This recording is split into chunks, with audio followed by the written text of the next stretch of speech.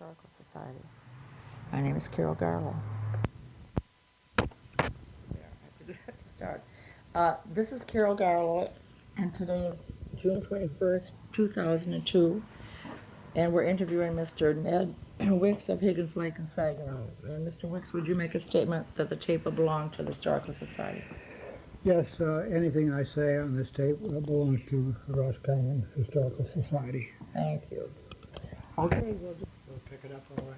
I hope so. Yeah, see these little red lines that tells us that we're getting it. This is the microphone. Oh, keep that fairly close by. And I just hold it like this? You can, or you can put it on your shirt. All right, Then you have to think about let's do that. it. Yeah. Mr. Wick, let's start with a little bit of your personal history, where you were born and where and when you were born. Well, I was nearly born at Higgins Lake, Okay. so that would have made me 85 consecutive years at Higgins Lake. A long time. At any rate, a couple of days before I was born, my mother returned to Saginaw from a summer at the lake and gave birth to me at our home in Saginaw. But following that, at age 1, I returned to Higgins Lake and have been coming back ever since. I probably must correct myself because during the war, I think I did miss a few years when I was unable to return to the lake, but we'll blame that on World War II. Okay. And for other years, I've always been able to get back, at least for a week or so. Okay, before we leave your family, can you give me your father and mother's name? My father was Edward B. Wickes. He was in the manufacturing business as a member of the Wickes Corporation. Actually, it was called Wickes Brothers in those days. They made machinery for the automobile industry. One of the most interesting and important devices that was invented by the Wickes company was the Wickes crankshaft lathe. Every automobile engine manufacturing factory in the world used Wickes crankshaft lathes. They were patented. It was the only lathe that could make a crankshaft. An interesting byline on this, I was watching a documentary on the Battle of Britain, and the Spitfires were being featured as part of the Royal Air Force, and the camera took us into the Rolls-Royce plant where they were building the Spitfire engines. And as the camera panned through the plant, there was a huge lathe with Wickes Brothers, Saginaw, Michigan, on the side of the lathe. So I was pretty excited about that. Then what was your mother's maiden name? My mother was Helen Hill, and she was also a longtime Saginaw resident, and her family were in the lumbering business. Her father logged through northern Michigan and Wisconsin and Minnesota, and they did some milling as well. So they were in the logging business. Incidentally, Wickes Brothers was primarily in machinery and boilers which served the logging industry. The mills in Saginaw depended upon Wickes boilers for their power, and later on Wickes has invented the gang saw, which some of you may know about. It revolutionized the lumbering industry because in running a log through with a single blade, the carriage had to carry the log back and then forward again through the blade to cut another piece of board off. With a Wickes gang saw, there were 6 or 8 blades operating up and down, reciprocating up and down, and they could cut off maybe 6 boards in one run of a log. So as soon as the Wickes Corporation goes back to what, the 1850s? It goes back to probably 1875. 1875. Right.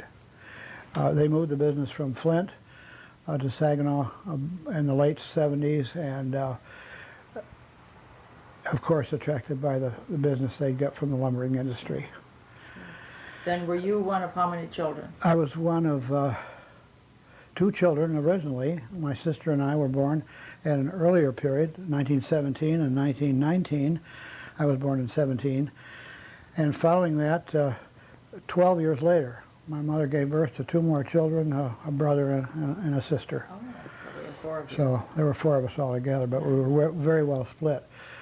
And interestingly, our lives have been quite different and quite separate. My sister and I had a close relationship, Sure. and the other 2 younger children moved to other places and went to school in other places, and we just lost contact really as a close-knit family. Okay, well, we'll get back to your summers at Higgins Lake. Well, I think I would love to start with the beginning of Cottage Grove. Okay. There are 3 camps on the north shore of the lake: Pine Woods, Cottage Grove, and Lakeside. They are the original settlements. Lakeside was the original. Cottage Grove followed shortly thereafter. The original settlements on the lake as resorts. In the 1870s, the 1870s, the Burroughs family began coming to that area, which became Lakeside Camp, and shortly thereafter the lumbermen who were from Saginaw and had been logging up in this area discovered how beautiful the lake was, and as they visited the lumber camps up here, they brought their families on visits, and of course in those days you had to come up by train, and they loved the lake. And soon they began camping with tents on the lake shore on the area that had been part of the logging tracts. Fortunately, when the lumber people saw the beauty of the high lake shore on the northern part of the lake shore is very abrupt, beautiful high land. They saw the virgin pines were still left, and they left them, and they're there to this day. Some of the trees are probably 200 to 300 years old. And did the loggers actually own that property? yes, they own the property, but they desisted from cutting it, clear cutting, and the logs are still, or the trees are still there as virgin forest. An interesting thing from the tents, they moved into lean-tos and then into primitive cottages. And while this was happening, someone got the wonderful idea that we could eat in a communal dining hall. So You think that was because that's the way the loggers did it? yes, and of course this was the outgrowth of the mess hall, or the communal dining hall of the logging camp. And an old story goes that very close to where our cottage is, there was actually a logging camp.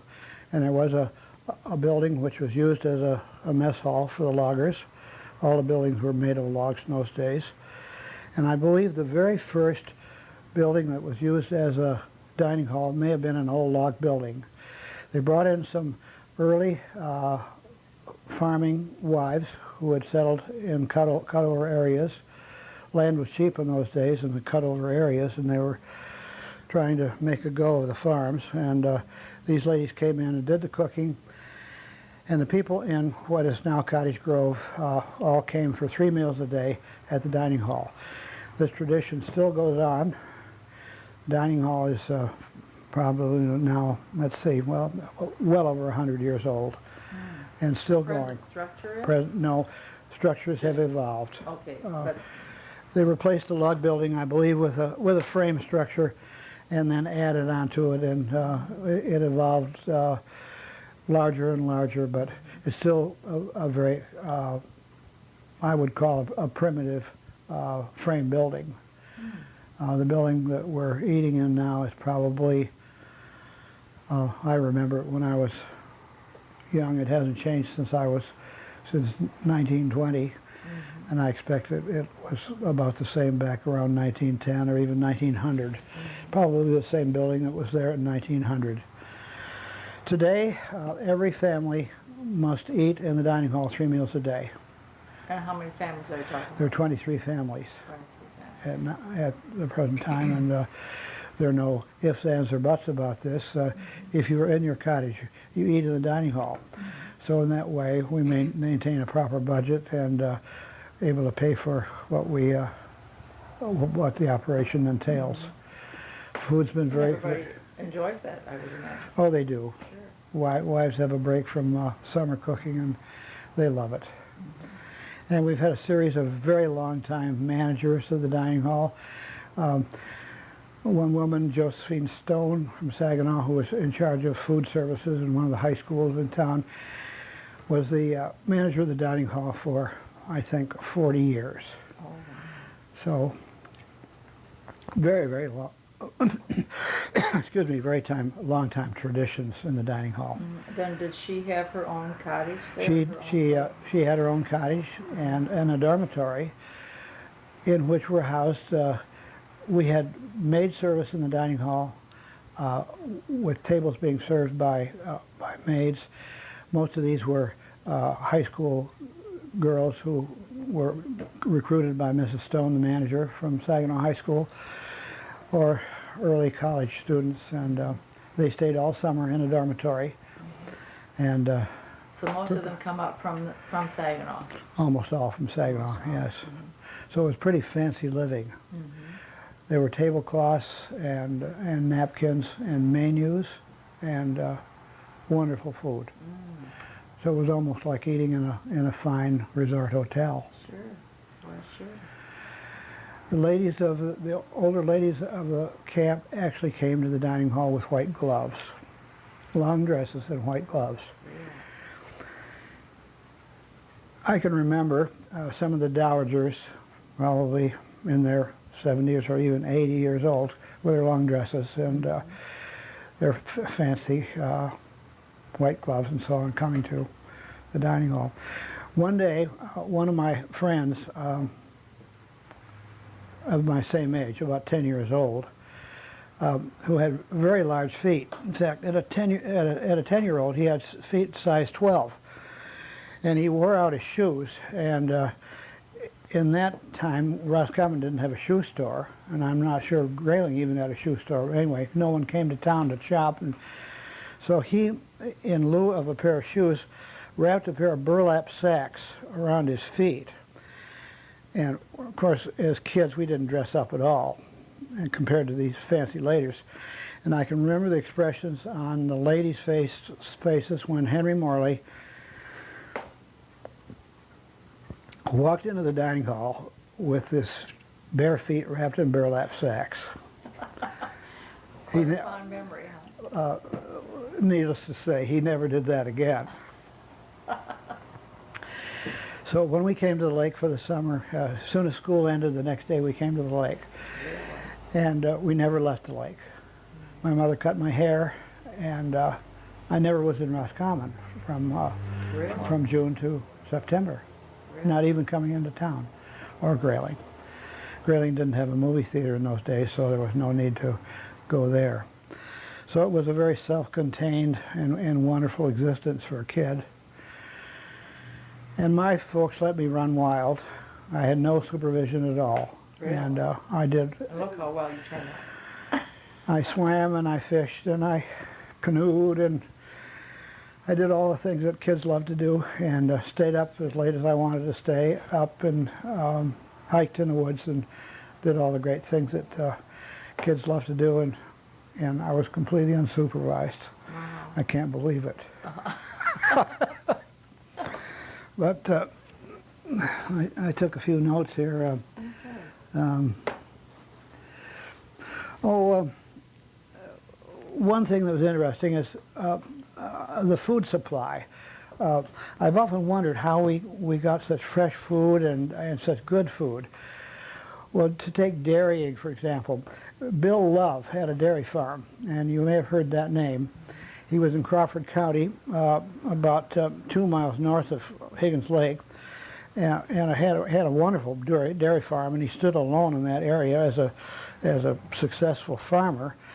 And he came regularly with all the dairy products that the dining hall used. He made butter, and he provided the milk and cream that they used. So we would, every now and then, visit Bill Love's dairy farm, and we enjoyed it because he was a nice guy. The rest of the food came up by train, I imagine, from Saginaw, fresh by train. The train came in every day, of course. So the food would come in completely fresh. The meats and the vegetables would come from markets in Saginaw. So there was no supply in Roscommon that could give us the fresh food that we needed. Do you remember how it got from the train to the camp? Jimmy Gallimore was the livery person.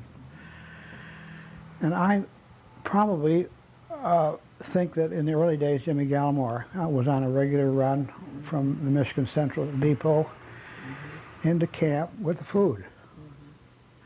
Later on, probably our caretakers had Model T Ford trucks.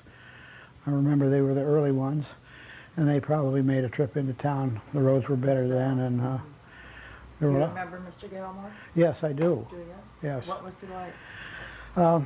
I can't tell you except that we were so happy to get to the lake that we remembered Jimmy Gallimore loading us into his, I can't remember what it was, probably a sedan, an old sedan, and carrying us out to the lake. And I really don't remember even what he looked like, but I remember we were awfully happy to see him. Uh-huh. Oh, I bet. And then everybody came by train, as I said, until my father decided that when he came for a weekend, he would try to drive it. All went well from Saginaw to West Branch. From West Branch on, there was a sand trail, I believe, that went over the Ogemaw Hills, but you couldn't make it in a car. So he would drive from West Branch to Rose City, and that road was a fairly decent right-of-way, but from Rose City to Roscommon it was very tough going, and was again on a sand trail. So there were the local... So what, would that have been the late 20s, early 30s? That would have been early 20s. Oh, early 20s Probably, already had a car. probably 1921. I think he probably made the first trip by car. Okay. Very rigorous. They had the blowouts with the tires as everybody did in those days, and I'm not sure how many times he made the tough trip, but I know on several occasions he made the roundabout trip from Rose City, West Branch Rose City, and then into Roscommon. We were always driving on sand trails. Everybody was stuck. We were stuck in the sand every time we went out to go anywhere. The association owned a big piece of property, which is now known as Pine Cone Beach. It was called Sunset when Cottage Grove owned it. It's on the east shore of the lake with a beautiful view off to the west, and it was called Sunset. Again, there was a stand of timber in there that was virgin timber, which I think was the reason they were able to get it, was they got it somehow as a tract that happened to be preserved. So in going to picnics by car over to Sunset, we had to go on sand trails, and we were always stuck. Sometimes we would have to leave the car and walk home, or walk to the picnic or whatever, because we couldn't get the car out. Another interesting thing was ice. The dining hall had its own ice house made of logs. They filled it with sawdust, and they cut ice out of the lake. The caretaker of the camp would go onto the ice with his saws and with a team of horses and a big sled. And they'd cut the ice and load the sled and bring it up and store it in the ice house. There's a story that the last caretaker was Arthur Williams. And Art told me a story about how, excuse me, one winter was so mild that the ice didn't freeze thick enough to cut. So they knew they'd be without ice for the coming summer. So he tells how his father took his team and sled, and they went north to Staley Lake, a very small lake which froze easily, and they found ice that was thick enough to cut. So they loaded the sled several times with ice and brought it back to the dining hall. So they managed to survive that summer with ice that they brought about 10 miles from the north. Early forest fires. Has anyone ever talked about those?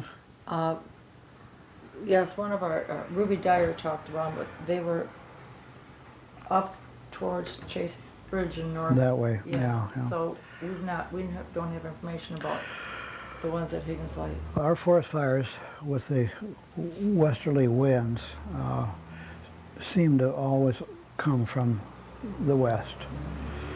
And they would come in from we could see the smoke in the distance, and it would get worse and worse, and eventually the whole lake would be covered with smoke. And the water and the fire would be burning down close to the lake shore on the western side. All the men would be called out to fight the fires. The men in the camps, if they happened to be there. They paid 25 cents an hour for the firefighters. And Did they just have shovels and? they just had shovels, yeah.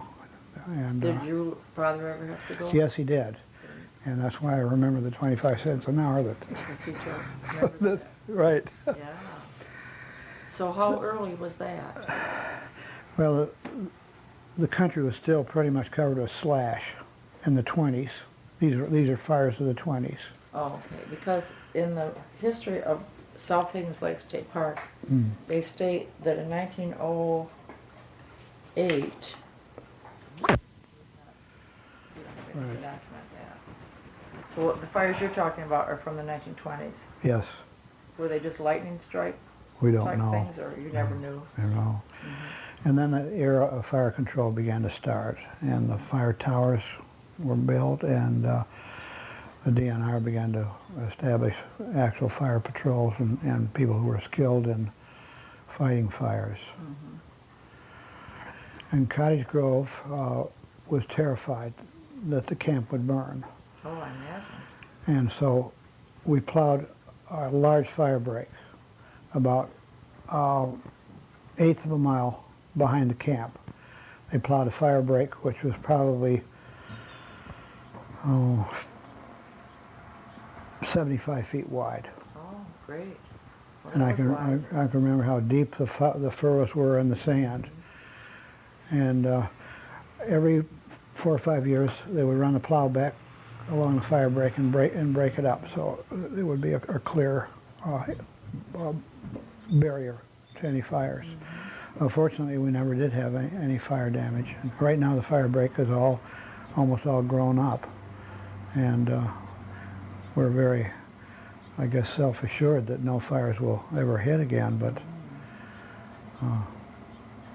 when we see of the damage that's been done just in recent years of fires, I think of the famous Osable area fire. It's still possible. Consider replowing. Yeah, right. What do you remember of the CCC camps that were? Did you see those? Oh, Much activity there? no, we did not. I remember very little about CC camps.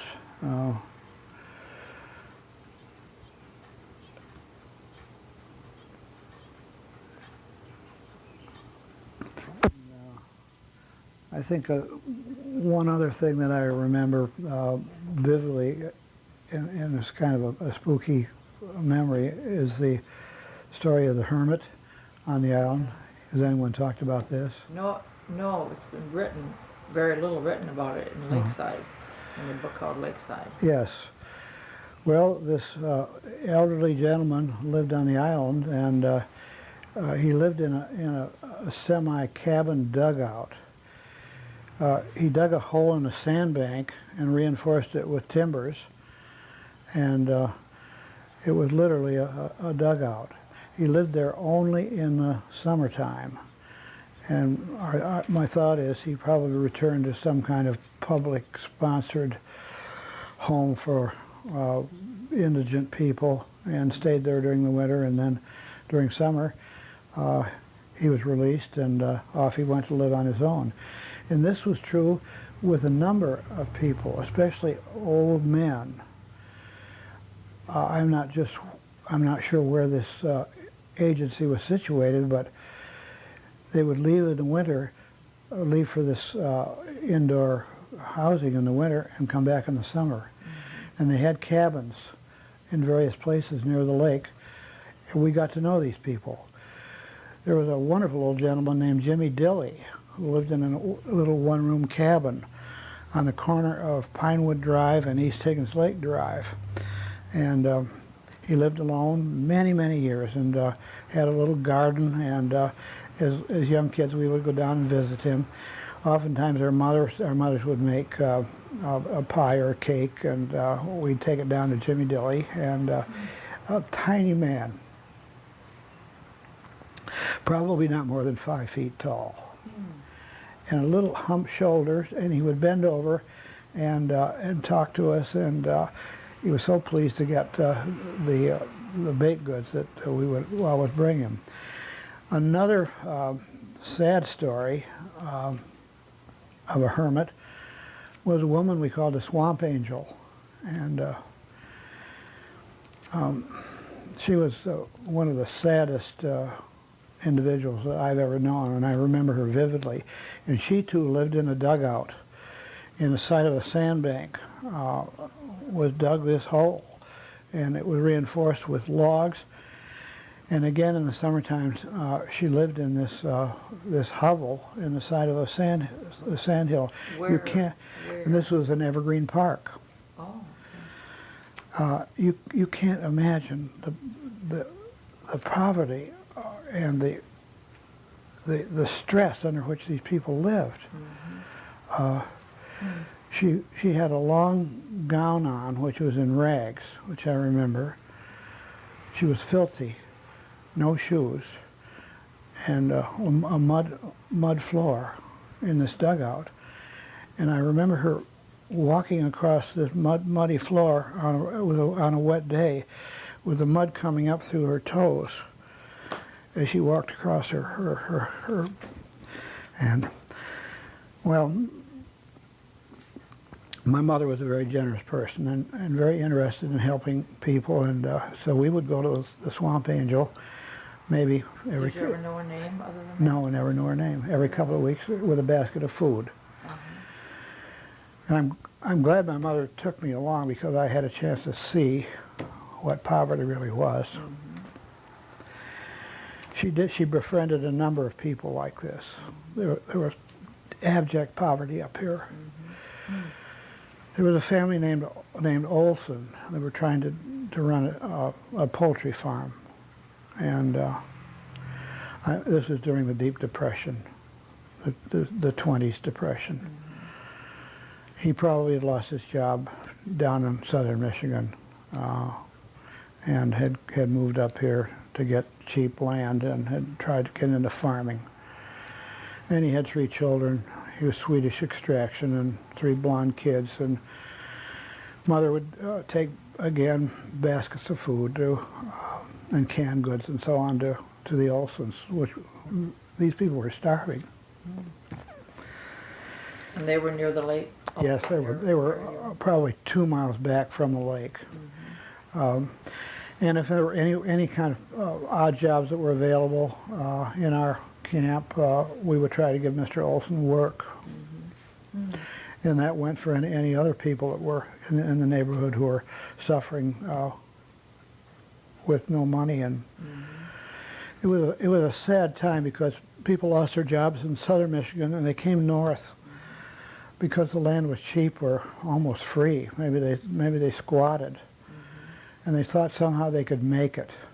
But you know how poor the land is, and how harsh the winters are. You know, sad stories. The gentleman you referred to as a hermit, did you ever know a name for him, or did you ever talk with him yourself? I never did. No. You saw him though. I'm not sure that I did. He died very early in my life. Oh, okay. And his body was found by people from Pinewood Association, and they called the coroner. On the island. On the island, they called it Roscommon County Coroner, and he came out, and they went out and brought his body back. I remember the dugout where he lived. So you went over to the island on your boats frequently, probably? Almost daily. Daily. And the island belonged to us. Oh. It wasn't ours, but it belonged to us, because no one ever came to the island but us. We camped there. We picnicked almost every day. we go over with a So when you the were a sandwiches. youngster in the 20s and late 20s, was the West Shore, um, how populated was that? Was empty.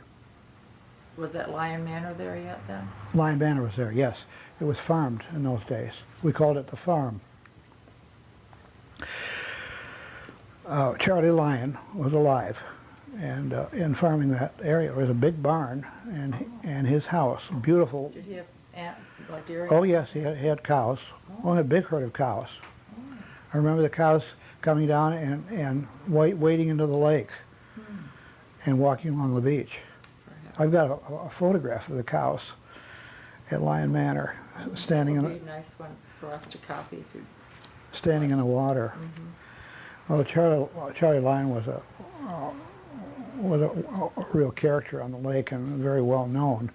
It was a beautiful farm, and we could see it from where we live. And this wonderful expanse of meadow which went up the slope, the steep slope up behind Lion Manor now.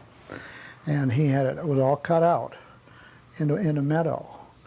So and with a big barn in his house, we could see clearly from way across the lake where we live. A funny story about Charlie Lyon.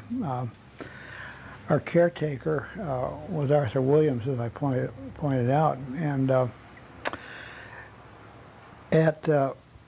in the area where Sovereign, well, no, it's Garrish Park. It's a Garrish Park swimming area. It's a recreation center on the lake. The Township Park. The Township Park, yeah, thanks. Well, very near the Township Park, somebody discovered some huge bones, massive bones of an animal.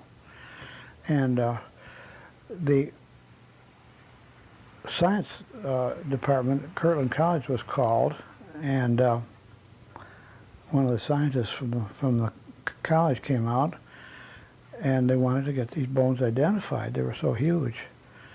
And he said, well, these must be prehistoric bones. You know the story?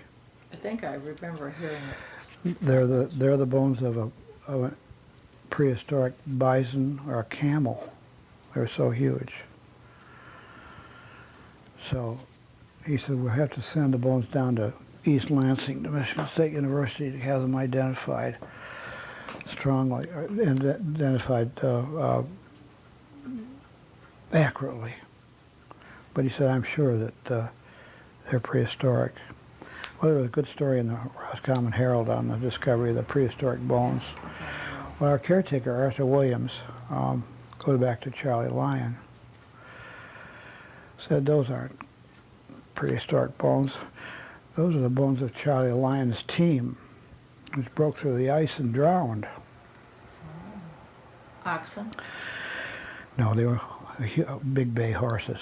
They were horse bones. But a horse's hip bone is huge, a big draft horse.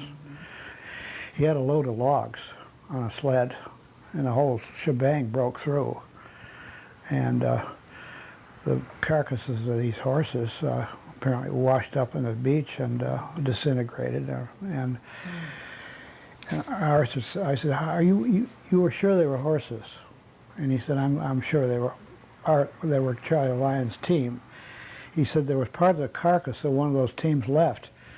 And he said, my dad went down and he loaded that piece of rotten horse meat, and he brought it back and he used it for fox bait.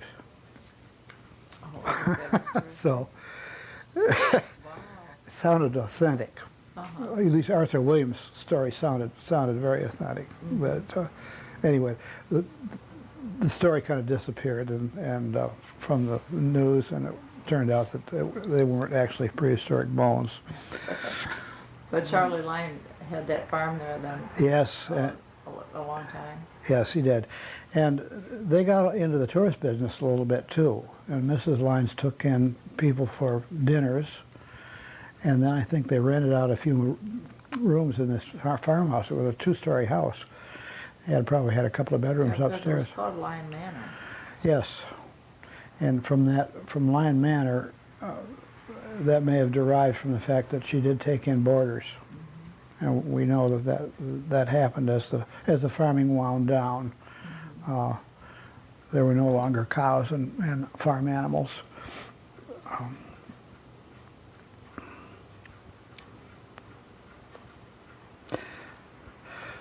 Anybody ever talked about Shopnagon? No, I don't Chief think so. Shopnagon? Well, That's also that's, referred to in the Lakeside book. yeah, right. People think of Shopnagon mainly as connected with Grayling. I think he lived in Grayling. I know he lived in the Grayling area. But he was befriended by the Burroughs family. Again, this is the Lakeside book that you're referring to. And he often visited Lakeside. And one of the things that many people remember about him, not many, but a few people remember about him, was he was a wonderful builder of canoe paddles. And we have one of the paddles that he built. In your home, you mean? Yes, Oh, wonderful. I treasure it. Oh, I bet you do. And I'm going to try to reproduce the paddle because I've got the model. I don't use it because it's so fragile. And a piece of it is split off the blade also. But there's enough of the paddle there so I can model after it. It is just a lovely paddle. What kind of wood is it? I don't know. I haven't checked it. I should. It's pretty. And how did you happen to receive it? Somehow my father got it. So when I was very young, I remember the paddle being in the family. Did your father know Shopnagon personally? I don't know. I don't remember him referring to him directly. Well, he had quite a connection in Saginaw. He did indeed, yes. And I think he even may have lived in Saginaw for a while. Because the Burroughs especially befriended him and kept an eye on him, especially when he got old. They took care of him in various ways. Are all the families in Cottage Grove from Saginaw? No, originally it was mainly Saginaw Bay City. Now it's everywhere in the world. But is it still descendants of the original families? Pretty much, yeah. I would say pretty much, yeah. The descendants of the original families are still there, but they are now living everywhere. Oh, I imagine. Yeah. But the property can it be sold to anybody, or does it have to be? No, How does that work? no, it is very carefully restricted in terms of resale. It would have to have the permission of the board of directors of the association. So when it changes ownership now, it just is generally a descendant through an estate Yeah. type situation. In some cases, they're sales. Some cases with approval. And are all 23 families represented on the board? No, No, you're just a select board. the board has about 6 members, which rotates in membership through a certain length of terms. We have had some turnover. Every cottage, there are three new cottages that were not. Been built new, you mean? Yes. Are they all still just summer homes, or are some permanent homes now? Well, one of them you should see. It is probably the most beautiful cottage ever built. Certainly the most beautiful one, an unusual one, designed by Alden Dow. Alden Dow designed this cottage, and it was so unique and expensive that no one would buy it. So he put the plans away in his file in Midland, and after he died, his daughter, Lloyd, in looking through the files, discovered this plan for a cottage. And she and her husband built it. And that is this cottage I'm referring to. You should come out. Come out with me and I'll show it to you. It's worth it. So this is the last cottage in what's known as the land between the camps. We have about a third of a mile that's undeveloped. Oh, on the lake shore? Only undeveloped shoreline on the lake. Really? And I and a few other people, a very few other people, want to put it into a nature conservancy. No, I correct myself, a land conservancy. Now, a land conservancy gives the owner the opportunity to retain the land. However, the land will never be developed. That's the only stipulation. He can specify there be no hunting on the land. But outside of that, there are very few stipulations that regulate the use of that land. Who retains ownership of it then? The Cottage Grove Association would retain the ownership. However, in bringing this up at an annual meeting and asking for a vote to put the land into a land conservancy, it was defeated by a large majority. Oh, yeah. So they still continue to feel that maybe they'll want to extend the boundaries of the camp, sell more lots, build more cottages. Now, as I say, there are 3 new cottages that have all been built on this land In the last, what, 10 years or so? in the last 10 or 20 years, right? 2 of them are Dow. One of them is the Dow. Another one is Ted Doan, who was former chairman of the board of the Dow Corporation or company, and so they're so-called newcomers. And but all the rest of the cottages, that would leave 20 cottages that run to the east, are pretty much all old families. Well, that's neat. In fact, almost all of them are in some way, maybe not directly, but oftentimes with a relative involved. No, so you have your mother and dad's place, Yeah, my grandmother's place. your grandmother's, My grandmother, your father's mother, my mother's mother. your mother's mother, Hill. My mother loved the place so much. She came up on weekends or for a week as a guest in the Morley cottage. And she loved it so much she prevailed on her grandmother to buy a cottage. And my grandmother didn't like it up here. She spent her summers on Mackinac Island. Oh, gee. So my mother then, from the age of about 15, owned a cottage. No kidding. Isn't that great? And so it's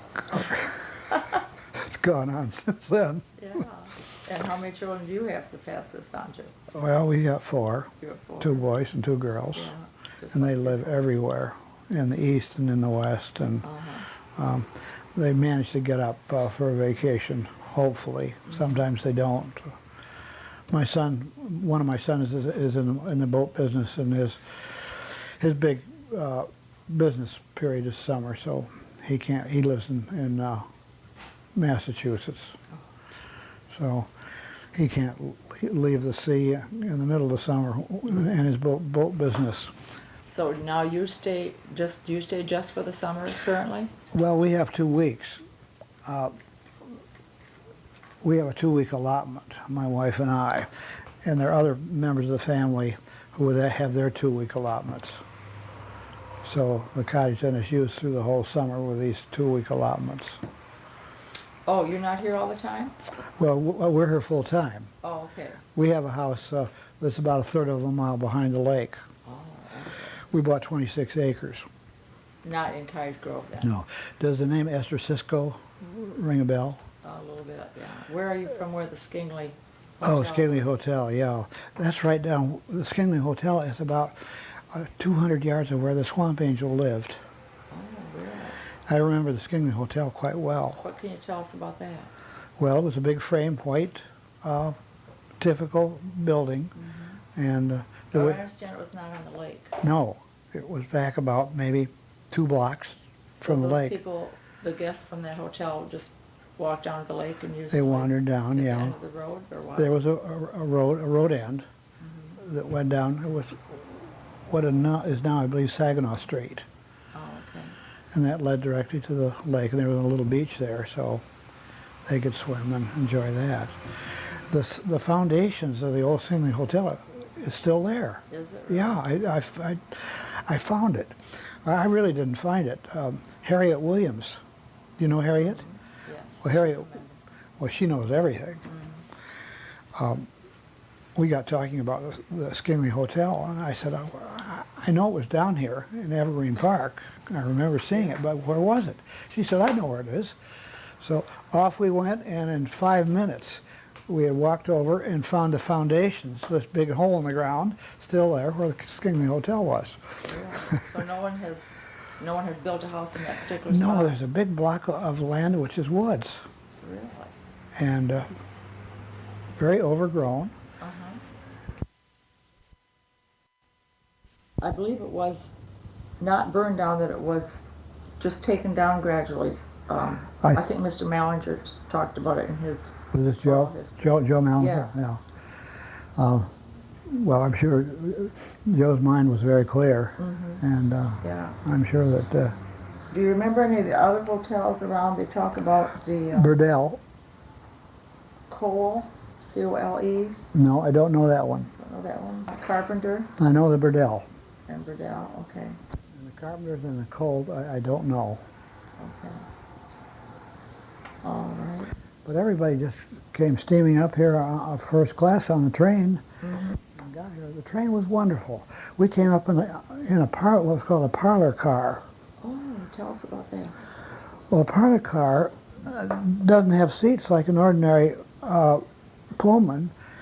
It has plush seats on swivels. Oh, wow.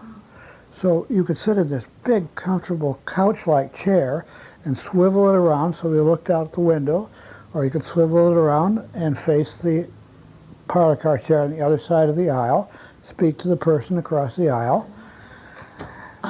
And and of course, they had a diner aboard the train too, with wonderful meals. Our parents used to put us on the train alone to come up sometimes. And we would be put in charge of a porter. And the porter would take us up, put us in the parlor car or wherever we sat, and keep an eye on us, and then make sure we got off at Roscommon. And there would be someone here to meet us. And sometimes we never did see our parents until we got back up to the cottage, because Jimmy Gallimore or somebody would meet us and bring us into camp. But I can remember traveling on the train alone and just having a great time. Oh, I bet. What do you remember the depot being? What do you remember of the depot here? It was the most joyful sight I ever saw. Oh, great. back to Higgins Lake. Sure. Yeah, it was too bad. It was just unfortunate the depot was taken away. Yeah, it sure was. Yeah. Well, tell us about the kind of boat you had, or what kind of boat you had as it went along. Well, there was a lot of sailing in the old days, and I still sail almost every day. I love it. And they had what were called cat boats. And these were big boats. They were about 22 feet long, and they had a single big sail. And most of them were built in Saginaw at the Brooks Boat Company, so they were generally pretty much alike, and they were competitive. So on weekends, they were sailboat races with these catboats. So there was a lot of sailing. Motorboats were very unreliable. They were the bane of my father's existence. He hated them because they would not run. So, Aren't you glad he doesn't have to listen to the jet skis? yeah, I certainly am. Well, right now I'm engaged in a noise pollution campaign, Good for you. and we're doing very well. We have a $70,000 budget, which we've nearly raised to pay Michigan State University to develop a sound measurement device that not only measures the decibels that these guys are putting out with their engines, but also the distance from the law enforcement boat out to the offending boat. There's a tiny computer inside this device which processes this data. So you come out with a single figure, which is either legal or non-legal. And you play this, can be played back in a court of law as reliable evidence. And right now, the laws are such that, and the law enforcement procedures and equipment are so bad that we can't get any kind of enforcement of a noise violation. Well, good luck with that. We've We've almost made it. We've got $6,000 to go. great. We got a $35,000 grant from the state of Michigan that just passed. We hope it just passed. It's on the governor's desk right now. So if we get that 35,000, we're raising 35,000 with private money. Higgan Lake Foundation's helping us. The Roscommon County Community Foundation is helping us, and we've gotten quite a lot of support from local people too. This is really an all northern Michigan project. All the big lakes are working on it, so we're getting help from them. Well, back to your little How cat. did we get off on Cat, noise? yeah. Well, the cat sailboat Sailboats, yeah. that you sailed.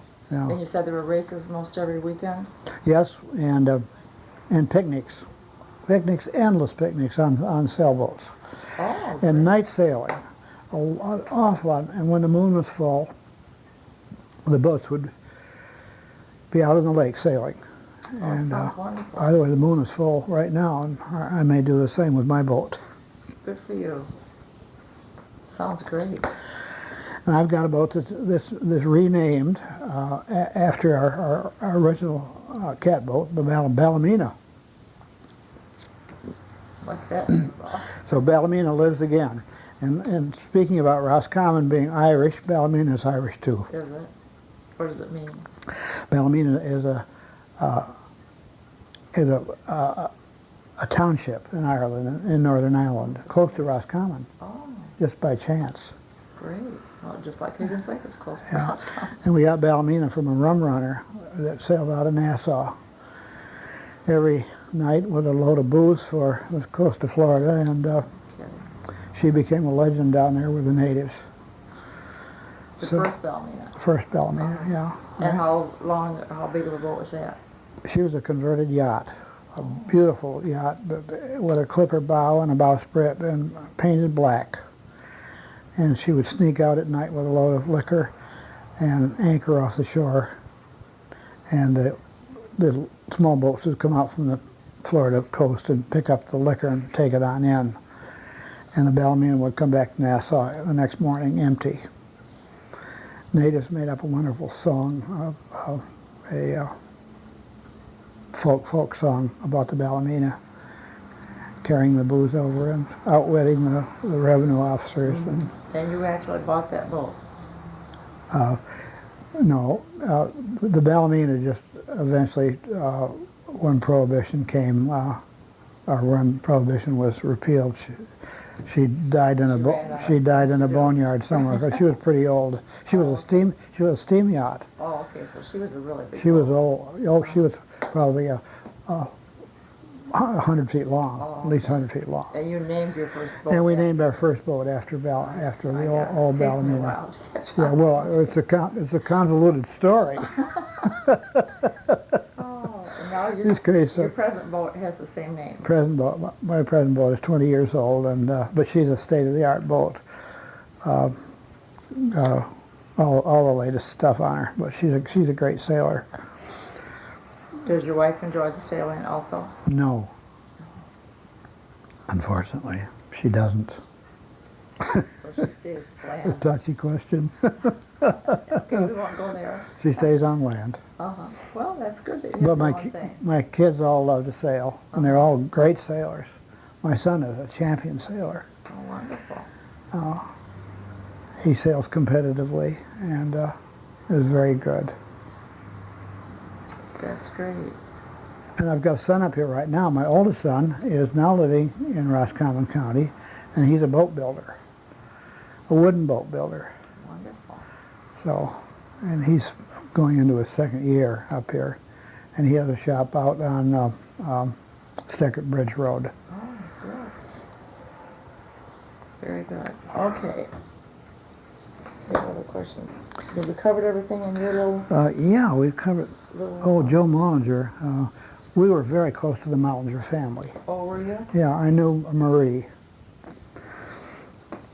And she was Joe's Joe's mother. mother. Okay. Died at 102. Marvelous. And Joe, too. Yeah, yeah. Marie was a great lady.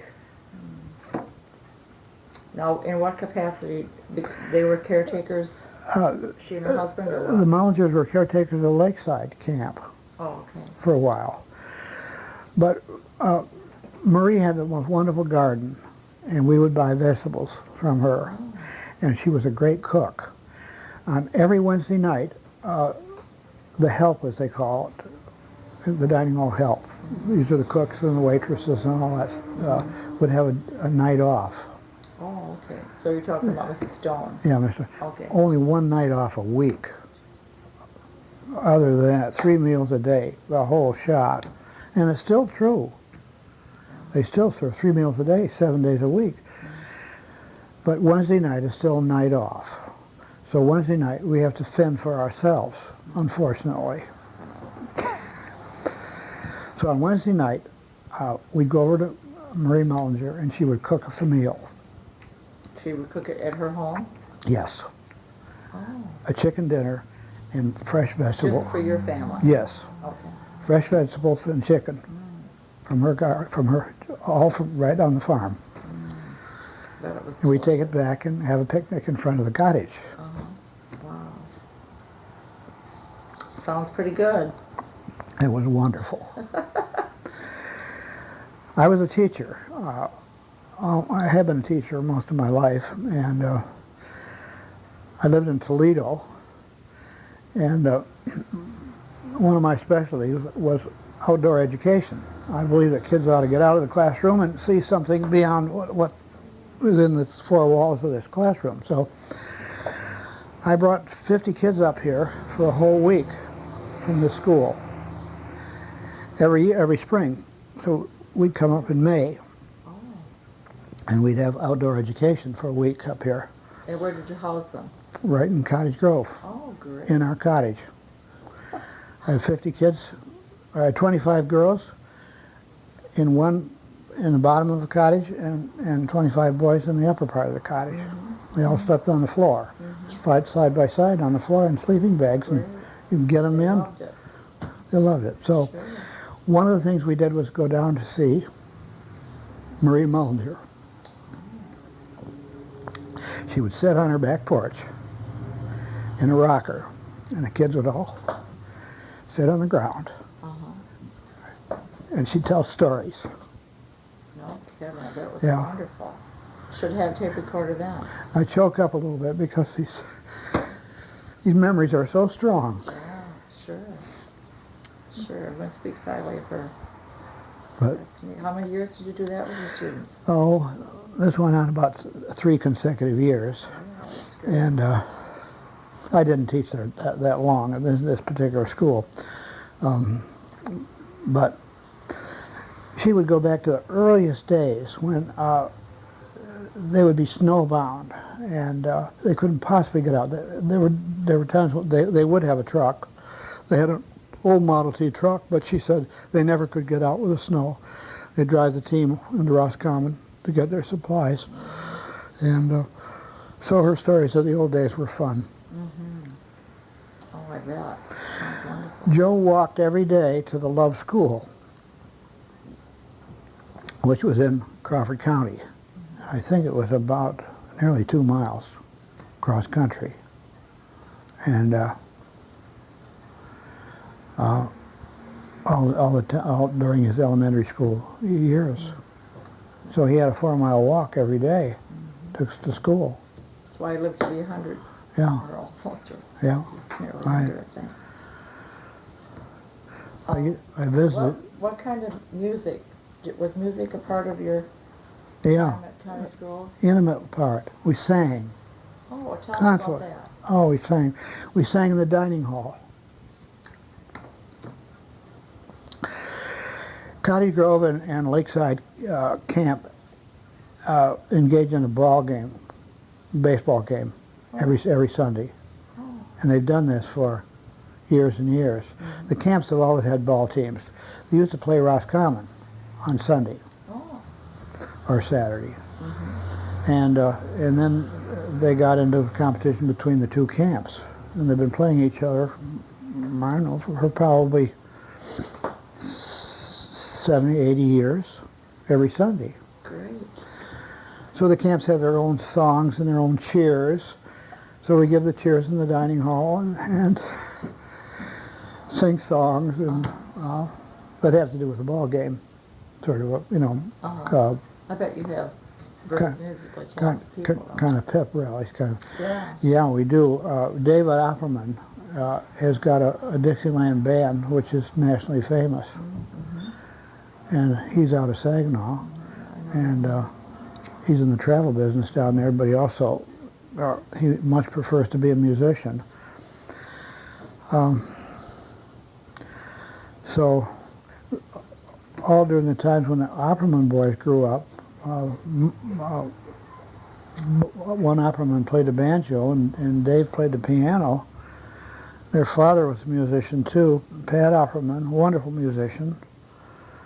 And so music has played a great part. And one of the joys of Cottage Grove is what's called the Dell. And this was formerly the camp dump. And it was a really unsightly depression in the woods where they threw all the tin cans and everything else that was disposable. When Alden Dow joined the association, he was very musically inclined, especially in his love for classical music. He took what was then the dump and made it into what is now the Dell. He cleaned it out, he landscaped it, he left all the original big trees, and he set up a speaker system that is just unparalleled. It probably has, I would say, conservatively 12 to 15 speaker systems located in a semicircle around the outside of the Dell, in the woods. They're all concealed. And behind the Dell, there's a control cabin where everything is handled, and they can play the tapes and the CDs and whatever. In the beginning, they played records. The music is plugged out to these speakers, and people come with a blanket and they lie on the slope of the Dell at night. The sky overhead. And listen to concerts. Wonderful. You should come out. Well, it's probably I mean it. I mean it. You have to come out. Okay. You tell me when. And I will. I won't forget. Okay. We'll do this. Yeah. Well, since then, it's gone into, we have jazz concerts and folk music and all kinds of, the young people now, Alden is long dead. And the old-time tradition of classical music is spread out. So we have all kinds of music in the Dell. And some of the young people now run the Dell, and they have their specialties, and they'll play a certain... I imagine it's hard for today's generation to come and stay all summer. Like, do many of them have that experience? It's impossible. Yeah. Yeah. Probably very few. I don't know anybody who would stay all summer. We would be the only ones who would. Everything be here. changes, doesn't it? Yeah, it does. Yeah. The Roscommon Jazz Band came out and played in the Dell. Did they? Mm-hmm. Our daughter was in that, if I remember right. And we've had a couple of other local artists who I think originated probably as another jazz group of older fellas came out one time from this area and played. They were very good. So, well, I was going to go back to your original question. Vocal music, we sang constantly, not just in the dining hall, but elsewhere, around campfires and everywhere. I'm writing a songbook right now. I'm trying to put it together. Oh, great. I've got this thick of songs that nobody's ever heard before. And who's the guy? the Friday night, Lake Wobegon, Garrison Keeler? Garrison Keeler. If Garrison Keeler hears some of these songs, he's going to love them. They're right down his alley. Sure. Oh, that's great. And a lot of them have been forgotten. Mm-hmm. They're camp songs that we learned in Boy Scout camp and Y camps. But everybody's forgotten these songs. I've tried to find out if anybody knows them, and nobody does. Really? So they're gone. Yeah. But they're wonderful songs. So are you able to find the music or just remember it and write it down? I can just sing them. Oh, good for you. Good for you. Do you know? You'll be famous yet, Miss. Well, who am I trying to think of? No, I want to ask you what you taught. I taught. Oh, you said outdoor. I got into education in the Navy. I was a junior officer aboard a cruiser in the war in the Mediterranean. And when I was stationed to the ship as a junior officer, most junior, they said, well, you're the education officer. What's that? I found out that these enlisted men were working on high school diplomas by correspondence. They were trying to finish high school in the war. So we had a big program of correspondence education going on, which I had to run. I had to give these kids, or these men, their examinations and the various courses they took, certify that they passed and so on, and so that they could get their diplomas. So by the time some of them got out of the service, they had already graduated from high school by correspondence. Great. So that's how I got interested in schooling. So when I came home from the war, I got out very early because I'd been in 5 years. And a school where a private school where my wife had worked as a secretary had about 3 or 4 openings because all the men in the school were in the war. So they needed a basketball coach, they needed a science teacher, so I signed up. And that's where I started to teach, and I loved it. Good. So Where was that? it was outside of Toledo. Oh. It was a private school just a couple of miles out of Toledo, and called Maumee Valley Country Day School, and I just loved it. So I went. You started out teaching high school level. No, it was elementary. Oh, it was elementary. Elementary and junior high. Oh. Yeah, yeah. I taught shop in junior high and also coached at junior high basketball. Oh, good for you. No, I guess no. Actually, it was high school basketball. I had 6 kids on my team. We didn't win many games. In fact, we didn't win any games. But they learned basketball. So then I went to the University of Toledo at night, or after school, to learn something about how you teach. What is this teaching all about? So the more education I got, the more I got intrigued by what is teaching, and then I went on to the University of Michigan, and I got into graduate school, and without ever having done much teaching, or really any teaching, and got a master's degree in education. Very good. And then I taught in a public school in Midland, and was asked to come back to the University of Toledo to teach. Oh. And I taught there for 21 years. So you've been back and forth from Saginaw area to Toledo. Right, yeah. Would that give you your summers off, though? Well, it didn't, because I had to teach summer school. Oh. We had a very active summer session. Teachers would work on degrees in advanced certification during summer, and so I had to teach every summer. It was the whole education faculty taught full time in the summer. but we got part of the summer off. We taught just one summer semester. So I you still had time for Higgins Lake? Oh, we still had time for Higgins Lake, yeah. And Lake Superior and a lot of other things. Well, that's nice. Well, that's nice. We love to camp, so we took the kids on some great camping trips as well as Higgins Lake. Well, that's great. Well, it's nice that we need people like you that really care about the lake, though.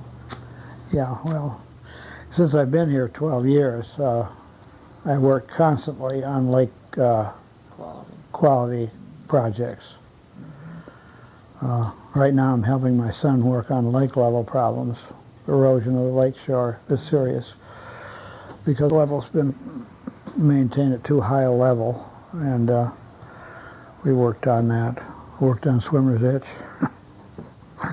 What's going to happen with that? We still It's going to go right on. We still have it as bad as ever. We got a $400,000 grant from the state legislature to fund research in swimmer's itch, and we got Michigan State University to come up here to try to find a control for it, and they never did. Couldn't do it. So after 3 years of work, we dumped that one. They couldn't find a way to control it? No. No, and I'm afraid there's right now I see no relief from swimmer's itch. It gets worse every year. Yeah.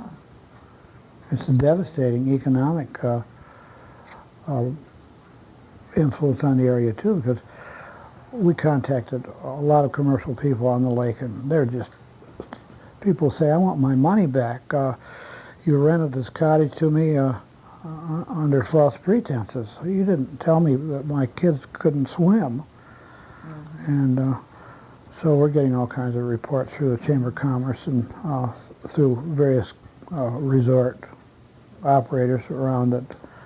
It's a serious economic well, it's thing, serious, period, that the lake is that deteriorated. Right. Well, And there's no cure, apparently. Huh. It isn't just the ducks, then? No. No, we've been on a duck shooting campaign, too, among other things. Oh, gee.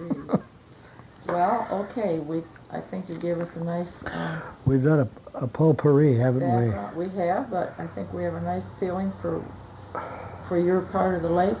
And I think it's nice if your associations are able to keep at least A third of a mile. A A third of a little, mile. little over a third of a and mile, then yeah. deep too. Yes. Yeah. And it goes all the way back to the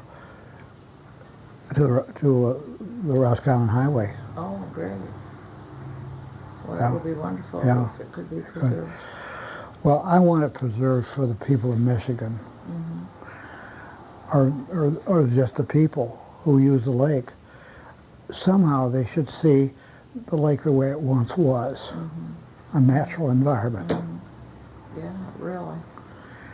And I just love to see that natural bank in the woods, just Sure. like it always has been. Sure.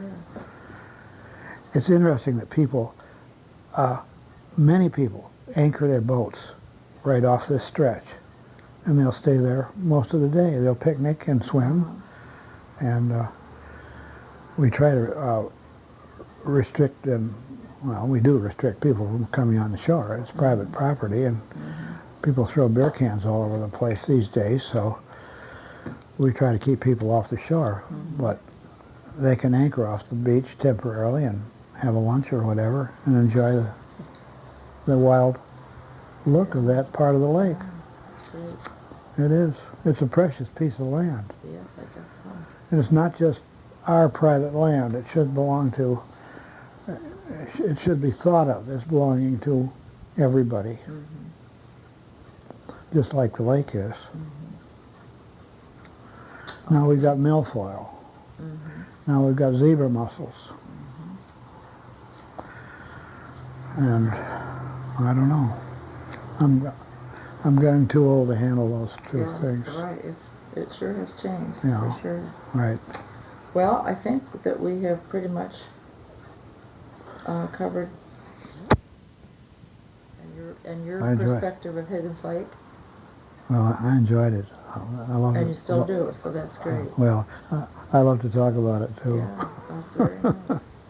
Well, I thank you very much. I think we're probably done unless you. Well, I don't want you to be late for your I've got it. tour class. Oh, I've got. Oh, it is. You are late. I am late. Okay, thank you. Ned. Yeah, we're talking about the development of the east shore of Higgins Lake.